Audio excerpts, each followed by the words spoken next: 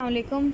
हम स्टार्ट करने जा रहे हैं अब प्रॉपर नोज़ और नोज़ के साथ ही आपके पैरानेज़ल साइनसेस भी हैं। सो जो लास्ट चैप्टर हैं आपके 3 ये तो हमने कर लिए हैं, ठीक है, इनको क्रॉस करते हैं। बाकी आपके जो हैं चैप्टर्स उसमें से आपके 23 से लेकर ट्रॉमा ऑफ द फेस तक, ठीक है, यहाँ तक जो हैं आपके मेनली ये नोज़ वाले चैप्टर हैं, नोज़ से रिलेटेड हैं। और उसके बाद जो आपके 4 चैप्टर दिए हुए हैं ये वाले कॉम्प्लिकेशन ऑफ साइनसाइटिस तक, ये जो हैं आपके साइनसिस वाले हैं, ठीक है। ज़्यादा जो इसमें इंपॉर्टेंट चीज़ है वो आपकी है मेनली नोज़ वाला। सो हम पहले नोज़ वाला पार्ट कंप्लीट करेंगे और फिर साइनसिस वाला करेंगे। सो सबसे पहले आपकी हम स्टार्ट करते हैं जी, बिस्मिल्लाहिर्रहमानिर्रहीम। सबसे पहले हम बात करते हैं anatomy of nose. Anatomy of nose में आपने जैसे एक दफ़ा रीड करना है इसको, और मैं आपको इसमें से कुछ जो MCQs आए हुए हैं वो अपने मार्किंग करवा देती हूँ उसकी। बाकी बेशक आप छोड़ दें, इसमें से ख़ास कुछ आता नहीं है।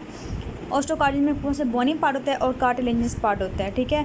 बोनी पार्ट जो होता है अपर 1/3 ऑफ द एक्सटर्नल नोज़ का जो है ना वो बोनी पार्ट होता है, जो लोअर 2/3 होता है वो कार्टिलेजिनस पार्ट होता है।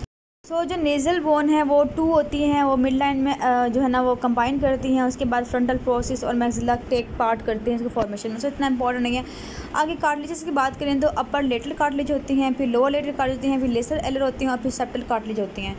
इनकी जो है ना डायग्राम वो इस तरह से है कि अगर हम इसकी डायग्राम देखें, यहाँ पे दिया हुआ है आपका, ठीक है, इसमें दिया हुआ है कि नेज़ल बोन होगी, ऊपर वाली बोन होगी। फिर कार्टिलेज की बात करें तो लेटर कार्टिलेज होती हैं, फिर लेसर होती हैं, फिर एलर कार्टिलेज जो है ना ये वाले होते हैं। सो इतना इसके दरमियान जो है वो सेप्टम होता है।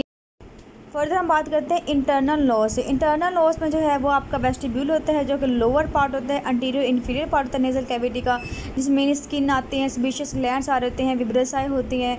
इसमें एक होता है नेज़ल वेल्व, एक होता है नेज़ल वेल्व एरिया होता है, ठीक है। सो इसमें इतना इंपॉर्टेंट नहीं है। अगर हम बात करते हैं नेज़ल कैविटी प्रॉपर की बात करें तो लेटरल वॉल जो हमने पहले पढ़ के आए हैं ये इसमें इंपॉर्टेंट है। इसी में से ही आपके जो है वो MCQs आ रही होती हैं।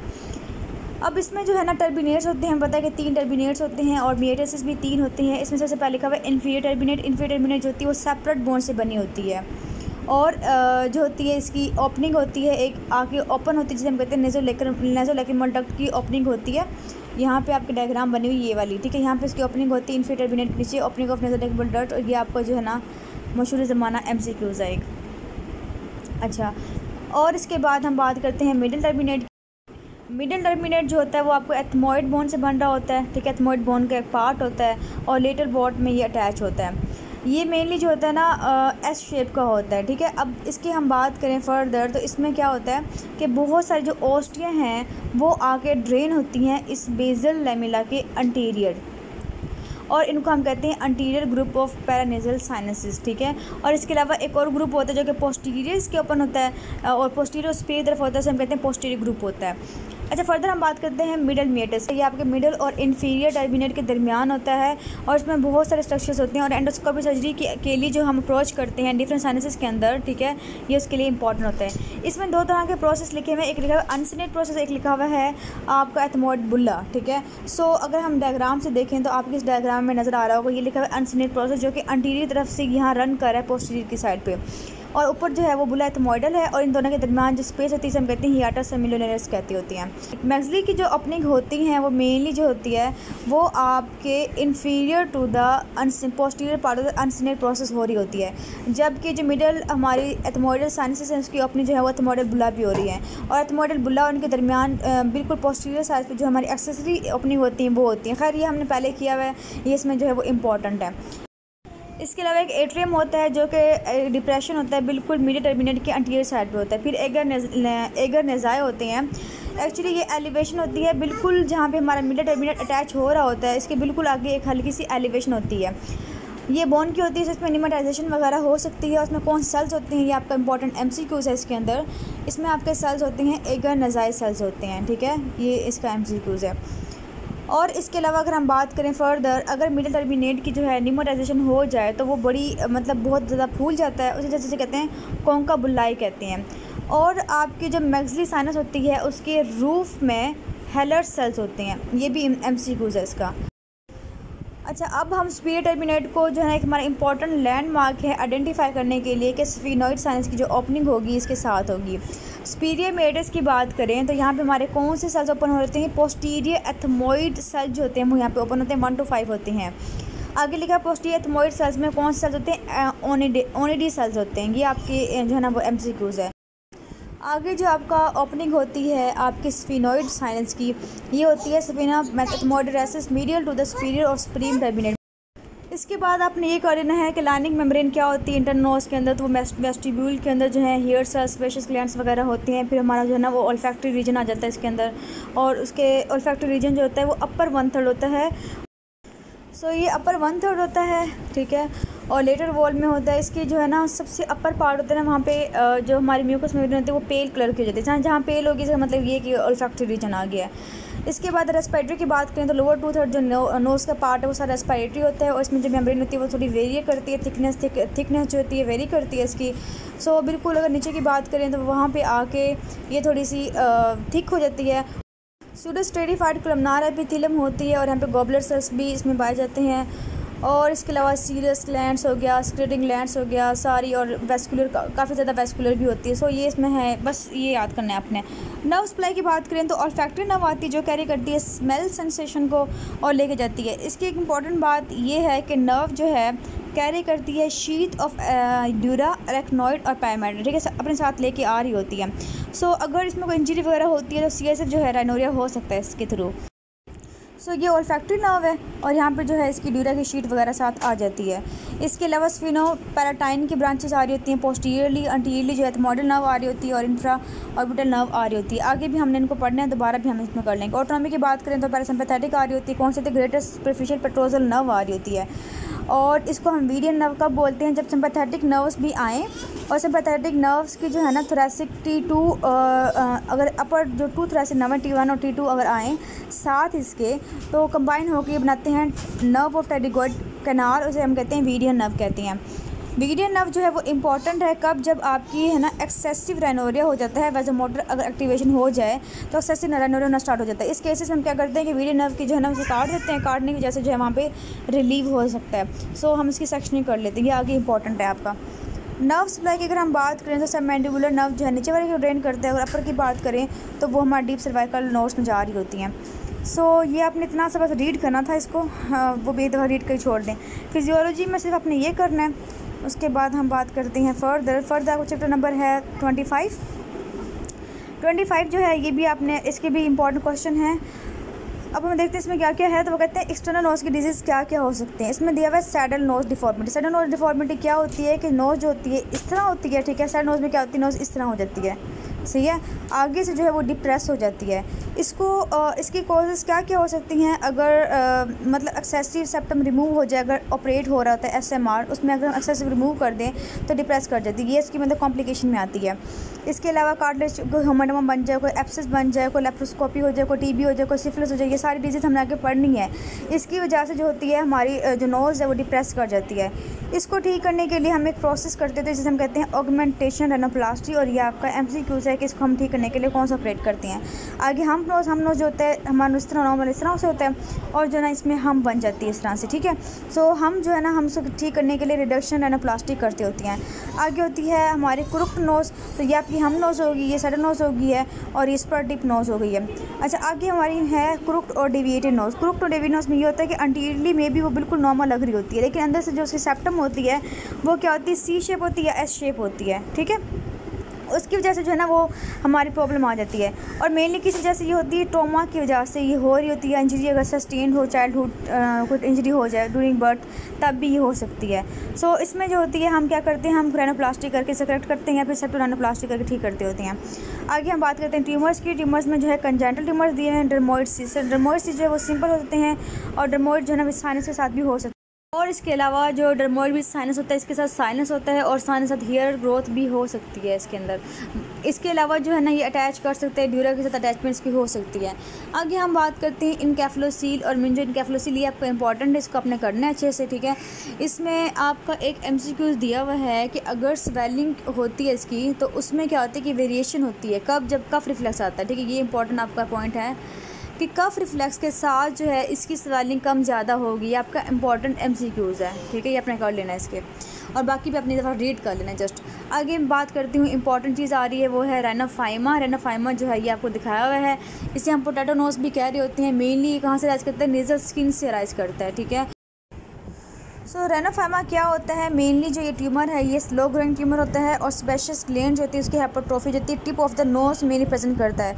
और इसकी कॉज जो है ना वो कहता है जो है ना अगर लॉन्ग स्टैंडिंग जो है ना एक्ने रोज़ेशिया वाले लोग होते हैं उनमें ये हो सकता है। मैस कैसे नज़र आ रहा है आपको कि पिंकिश होता है, लोबिलेटेड होता है और इसके अलावा वैस्कुलर डायलेशन इसके अंदर हुई होती है।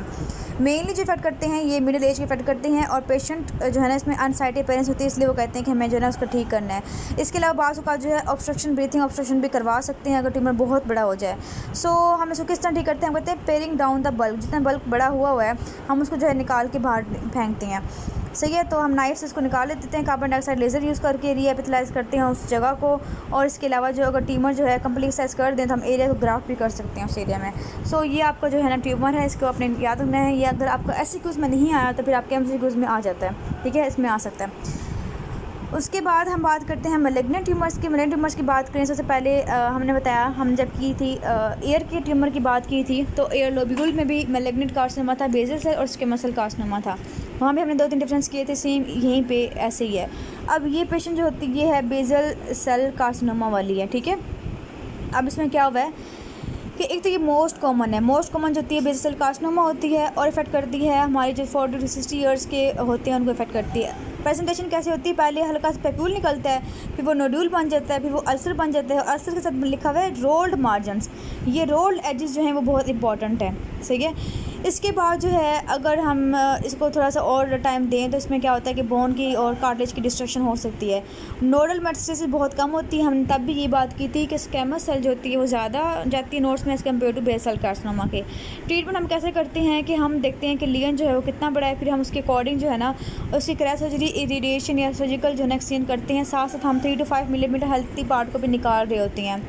अगर बहुत ज़्यादा जो है रिकरेंट हो तो हम इसके साथ साथ ना कार्टिलेज को रिमूव करते हैं और बोन को भी साथ एक्सरसाइज कर लेते हैं ताकि जो दोबारा रिकरेंट ना हो, और फिर वहाँ भी हम जो है उसको करेक्ट कर लेते होते हैं। सो ये हमारा हो गया, ये आपका जो है ना इंपॉर्टेंट UQ है। उसके बाद हम बात करते हैं स्क्वेमस सेल कार्सिनोमा की, जिसे एपिथेलियमा कहते हैं। ये पेशेंट जो है वो पेशेंट आया है आपका एपिथेलियमा वाला, ठीक है। अब इसमें क्या हुआ है, इसको ये सेकंड मोस्ट कॉमन ट्यूमर है और 40 to 60 ईयर को एज को इफेक्ट करता है। जगह कौन सी होती है? मेनली इफेक्ट करता है नोज़ या कोलोमेला को इफेक्ट कर रहा होता है। नोडल मेटास्टेसिस के साथ होती है। रेडियोथेरेपी से हम ट्रीट करते हैं, सर्जिकल से ट्रीट कर लेते हैं। थर्ड जो इसमें ट्यूमर होता है वो होता है मेलानोमा होता है। आगे हम बात करते हैं डिजीज ऑफ नेजल वेस्टिब्यूल, जिस वेरी वेरी इंपॉर्टेंट, ये आपका आता होता है क्वेश्चन, ठीक है। UQ बहुत इंपॉर्टेंट है ये। इसे कहते हैं फ्रंकल और बॉयल कहते हैं। हमने काफ़ी इसके क्वेश्चन देखे होंगे। मेनली इन्फेक्शन किस चीज़ का होता है? हेयर फॉलिकल्स का होता है। अब हेयर फॉलिकल जो लोग प्लग करते हैं हेयर्स, नोज़ के हेयर्स, ठीक है, उससे क्या होता है कि इन्फेक्शन हो जाता है उसके रूट में। इन्फेक्शन किससे होता है? स्टेफ ऑरियस से होता है। ये भी आपका इंपॉर्टेंट जो है वो MCQs है। ये होता छोटा सा है लेकिन इतना एक्सट्रीम इसमें पेन होता है कि इसमें ये एक्सट्रीमली पेनफुल होता है और पूरी की पूरी जो नाक होती है वो टेंडर होती है, इन्फ्लेमेशन जो है स्प्रेड कर जाती है टिप ऑफ द नोज़ में भी और डोर्सम में भी, और पूरी की पूरी जो नोज़ है वो रेड और स्वेलन हुई होती है। इसकी ट्रीटमेंट हमने करनी है कि वार्म कंप्रेसर देनी है, एनाल्जेसिक्स देनी है ताकि रिलीव हो पेन। इसके अलावा जो है एंटीबायोटिक्स देनी है, ठीक है, स्टेफ और इसके खिलाफ। और अगर कोई हमें एरिया नज़र आ रहा है पस वगैरह तो हमने उसे इंसाइज करके हम ड्रेन कर लेंगे, ठीक है, स्क्वीज़ करके इसको परमानेंटली जो है वो निकाल देंगे। और उसके बाद लिखा हुआ है यहाँ आपका एक MCQs है कि हम इसको क्यों रिमूव करते हैं, क्यों इतना ख़तरा होता है। इसका डेंजर ये होता है कि इन्फेक्शन जो है स्प्रेड कर सकता है कैवर्नस साइनस के थ्रू वीनस थ्रोम्बोफ्लेबाइटिस, ठीक है। मतलब ये कैवर्नस साइनस जो है ना वीनस थ्रोम्बोफ्लेबाइटिस करवा देता है, सीवियर इन्फेक्शन हो जाता है फिर ब्रेन का, ठीक है। तो ये इंपॉर्टेंट है इसके अंदर। अगर हम बात करें इसकी कॉम्प्लिकेशन की, कौन कौन से कॉम्प्लिकेशन राइज करती हैं, तो यहाँ पर लिखा हुआ है कि सेलुलाइटिस हो सकता है या सेप्टल एब्सिस बन सकता है। सो ये आगे आपको दी वेस्टिबुलाइटिस। वेस्टिबुलाइटिस में क्या होता है कि जो लोअर नोज़ पार्ट होता है वेस्टिबुल वाला, इन सब की जो है ना वो इन्फ्लामेशन हो जाती है स्टेफ ऑरियस की वजह से। एक्यूट भी हो सकता है और क्रोनिक भी ये हो सकता है। क्रोनिक में क्या होंगे, फिशर डेवलप कर जाएंगे। बार बार जिनको रेनाइटिस होता है बार बार हैंकरचीफ से जो है नोज साफ़ कर रहे होते हैं, उनको ये प्रॉब्लम होती है। फिर उनको हम ट्रीट करती होती हैं कि हमने जो उनको कॉटन एप्लीकेटर से हमने सोक्ड हाइड्रोजन पेरोक्साइड लगा दिया, एंटीबायोटिक स्टीरॉइड के ऑइंटमेंट वगैरह दिए उनको। अगर बहुत क्रोनिक है तो फिर हम इसे कॉटरी वगैरह कर सकते हैं। आगे लिखा है स्टेनोसिस की कॉजेज़ क्या क्या होते हैं, हमें बस ये याद करना है कि यंग्स, ये आपका MCQs भी है कि यंग्स ऑपरेशन कॉम्प्लिकेशन होती है कि वो स्टेनोसिस करवा देते हैं। यंग्स ऑपरेशन में क्या होता है कि हम खुद से जो है नाक को बंद कर देते हैं। आगे हम पढ़ेंगे इंशाल्लाह रेनाइटिस वाला, उसमें ऐसा केस आता है कि हम यंग्स ऑपरेशन करते होते हैं। उसमें बाद में क्या होता है कि जो होती है नाक की स्टेनोसिस हो सकती है। इसके बाद हम एसएमआर करते होते हैं, उसमें भी हो सकती है, डिस्ट्रक्टिव प्रोसीजर वगैरह में हो सकती है। आगे हम पढ़ेंगे इंशाल्लाह कि उसमें स्टेनोसिस डेवलप कर जाती है।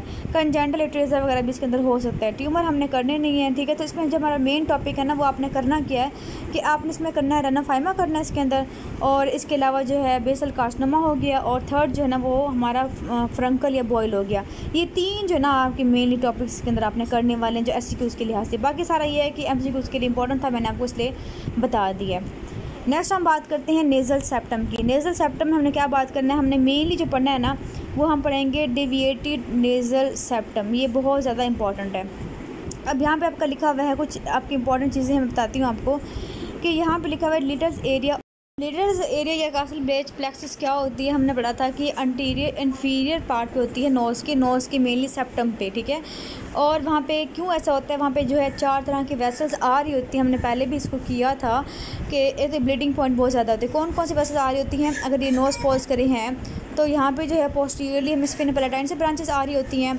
अंटीरियरली जो होती है हमारी अंटी एथमोइडल आ रही होती है, और फिर जो है ना एक आ रही होती है पैरेटल से ब्रांच आ रही होती है, और एक जो है लेबियल से ब्रांच आ रही होती है। सो ये सारी ब्रांचेस बिल की यहाँ पे एक प्लेक्सस बनाती हैं जो कि ब्लीड करती है।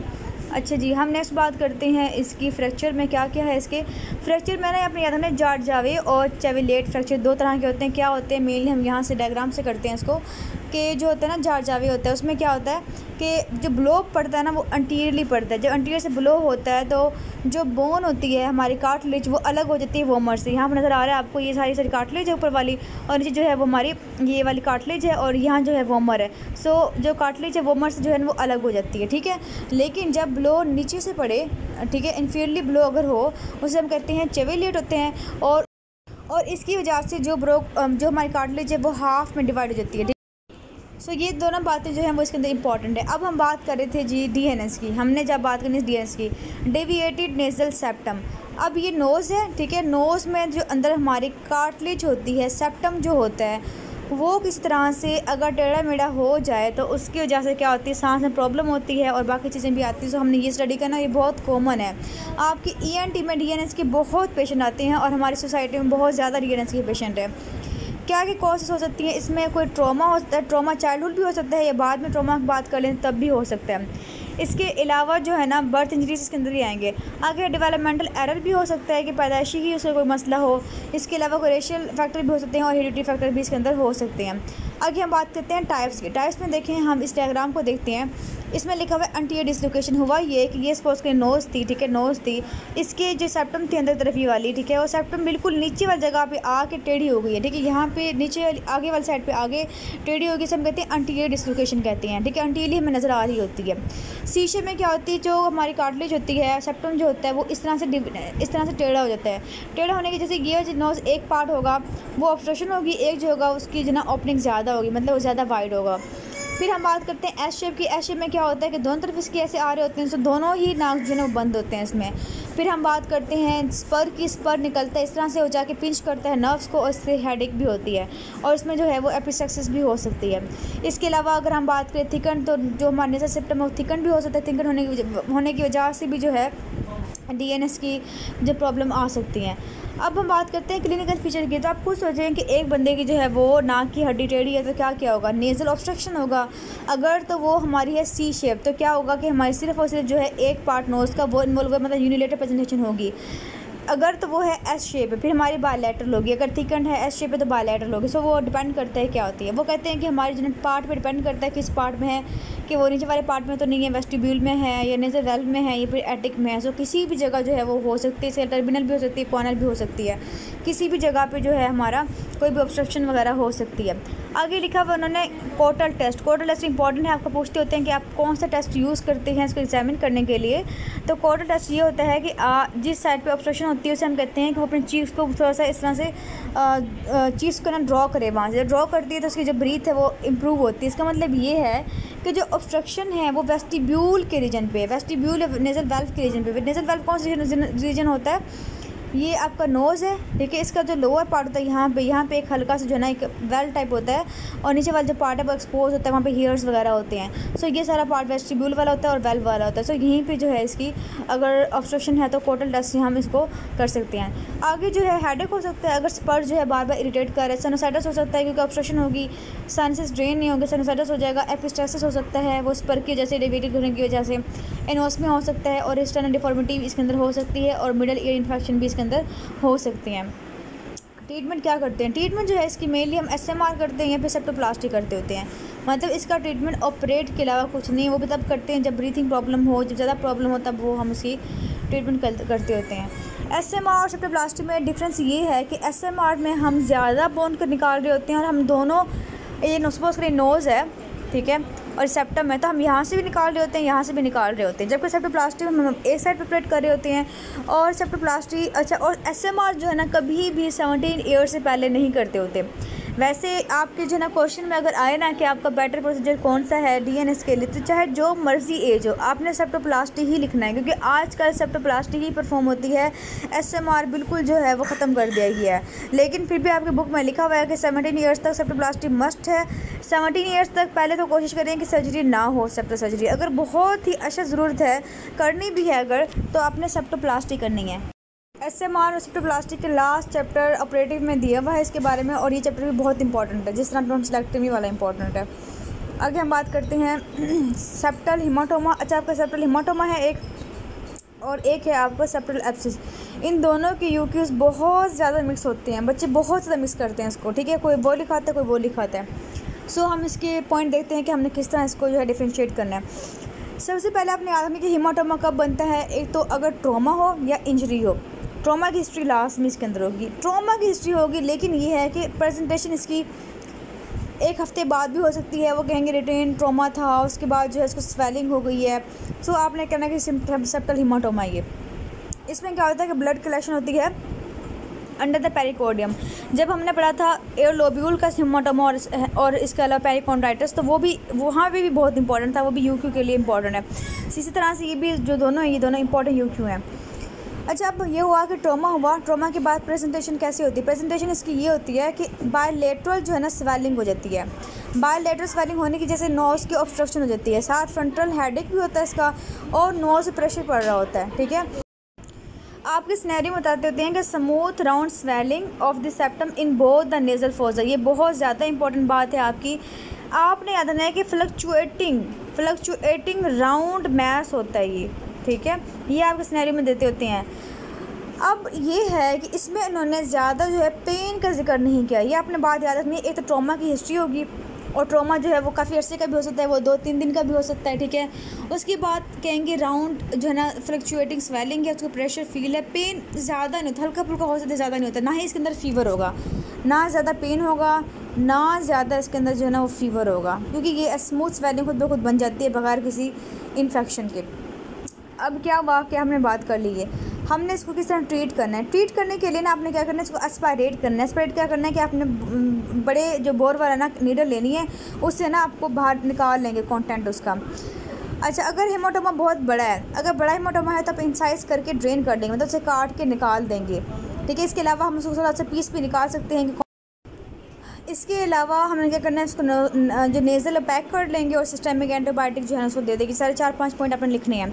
कॉम्प्लिकेशन क्या क्या होती है। सेप्टल हिमाटोमा अगर है तो वो सेप्टल एब्सिस बन सकता है, सेकेंडरी इन्फेक्शन इसके अंदर हो सकता है। इसके अलावा नोज़ की डिप्रेशन वगैरह हो सकती है अगर नेक्रोसिस कार्टिलेज की हो जाए तब, लेकिन इसमें चांसेस कम होते हैं as compare to septal abscess की। अब हम बात करते हैं सेप्टल एब्सिस की। तो ये क्या होता है कि ये इन्फेक्शन होता है आपके, ठीक है। और ये कब होता है, जब सेप्टल हिमाटोमा जो है ना उसके बाद सेप्टल हिमाटोमा की कॉम्प्लिकेशन के नतीजे में जो है सेप्टल एब्सिस बन जाता है, अगर कोई फ्रंकल हो तब। सो इसमें ना ट्रॉमा की हिस्ट्री हो भी सकती है, नहीं भी हो सकती है, लेकिन अगर ट्रॉमा की हिस्ट्री आ भी जाती है, सपोज करें, होता यह है कि बच्चे जो है ना पढ़ते हैं सेप्टल हिमाटोमा, उसमें ट्रॉमा की हिस्ट्री है, फिर जब वो एब्सिस का सिनेरियो आ जाता है उसमें ट्रॉमा की हिस्ट्री होती है, तो वो कंफ्यूज हो जाते हैं। सो चाहे इसमें ट्रॉमा की हिस्ट्री भी हो, लेकिन प्रेजेंटेशन क्या होगी इसके अंदर कि बायलैटरल नेज़ल ऑब्स्ट्रक्शन होगी, साथ पेन होगा, टेंडरनेस होगी, ठीक है। इसके अलावा उसको फीवर होगा, बिल्कुल जो इन्फेक्शन वाली बातें होती है सारी इसके अंदर होंगी, ठीक है। साथ है ना हमारे पास चीज़, फ्रंटल हेडेक, ये सारे जो है ना इसके अंदर होंगी। पूरी की पूरी नोज़ जो है वो स्वेल होगी और रेड होगी। हम जब एग्जामिनेशन करेंगे तो हमें बायलैटरल जो है ना स्वेलिंग मिलेगी नेज़ल सेप्टम के अंदर। उसके बाद जो है ना ये स्वेलिंग होती है फ्लक्चुएटिंग हो सकती है, ठीक है। तो ये फ्लक्चुएशन जो है ना ये मतलब दोनों में कह भी सकते हैं, इसमें भी कह सकते हैं उसमें भी कह सकते हैं, इसलिए तो हमारा सिनेरियो जो है ना मिक्स होता है। बाकी ये है कि जो मैंने बातें बताई हैं आपने वो इसके अंदर याद रखनी है। अब इसको हम कैसे ट्रीट करेंगे, ट्रीटमेंट करने के लिए हमने इसको ड्रेन करना है। ड्रेन जो है ना हमने कैसे करना है कि हमने इंसिजन लगाने, उसमें हमने एस्पायरेट किया था, इसमें हम इंसाइज करेंगे। दोनों डिफरेंट चीज़ें हैं और इसमें आपका एमसीक्यूज भी आता होता है कि आपने इंसाइज करना है या ड्रेन करना है। उसके बाद अगर एब्सिस बहुत बड़ा है तो सेप्टल जो पी से थोड़ा सा म्यूकोसा वो काट देंगे, उससे भी ड्रेन हो जाएगा। अगर कोई नेक्रोसिस या पस सेल्स हैं तो हम वो रिमूव कर। उसके बाद हम ना 2 से 3 दिन बाद दोबारा रिवाइज जो है ना करते होते हैं, दोबारा ओपन करके हम देखते हैं कुछ डिस्चार्ज वगैरह रह तो नहीं गया, और उसके बाद जो है हम उसको एंटीबायोटिक रिकमेंड करते हैं। कॉम्प्लिकेशंस क्या क्या हो सकती हैं, बहुत इंपॉर्टेंट है कि नेक्रोसिस हो जाएगी सेप्टेड कार्टिलेज की, उसकी वजह से डिप्रेशन ऑफ कार्टिलेज होगा। ये आपको इंपॉर्टेंट एमसीक्यूज़ है, पहले बता चुकी मैं आपको। और हम जो है 2 से 3 महीने बाद उसकी ऑगमेंटेशन रेनोप्लास्टी करती होती हैं। नेक्रोसिस जब होती है तो सेप्टल परफोरेशन भी हो सकती है, इसके अलावा मेनिंजाइटिस भी हो सकता है, कवर्नस थ्रोम्बोसिस भी हो सकती है, सेप्टल एब्सिस भी हो सकती है, ठीक है। ये सारी बातें जो हैं तब होंगी जब हम इसको जो है ट्रीट ना कर पाएँ। आगे लिखा हुआ है कि नेज़ल सेप्टम की परफोरेशन की कॉजेज़ क्या क्या होती है। तो ट्रॉमा हो सकता है इसके अंदर, जैसे हमने ऑपरेट कर लिया SMR वगैरह, या नोज़ प्रिकिंग। यहाँ लिखा है habitual nose pricker are the most common form of trauma. Trauma की मोस्ट कॉमन फॉर्म जो है वो यही है, ये आपका एमसीक्यूज़ भी है। उसके बाद है पैथोलॉजिकल परफोरेशन भी हो सकती है, जो हम अभी पढ़ के आए हैं कि कोई भी एब्सेस बन गया है या फिर राइनोलिथ वगैरह अगर हो गया तो उससे हो जाएगा। नेक्स्ट हम बात करते हैं इसके अंदर ये कुछ डिजीज़ होती हैं, उसमें हम पढ़ेंगे आगे जाके कि इसमें जो है परफोरेशन हो जाती है। आगे ड्रग में लिखा हुआ है कोकेन एडिक्ट्स, ये अपने इंपॉर्टेंट ये अपने याद रखना है। इसके अलावा इडियोपैथिक वगैरह हो सकता है। सो ये आपने जो है ना टॉपिक करने थे इसके अंदर, ये चैप्टर बहुत इंपॉर्टेंट है वैसे तो। सो मैंने जो चीज़ें इंपॉर्टेंट थी वो करवा दी। डीएनएस आपका आना ही आना होता है और ये बहुत ही ज़्यादा जो है ना ईजी है। सेप्टल एब्सिस सेप्टल हेमाटोमा बहुत आसान है लेकिन मिक्स करते हैं बच्चे। सो आपको जो है मैंने करवा दिया, बाकी जो है इंशाल्लाह मैं यूक्यूज़ में दोबारा जो है ना बता दूँगी।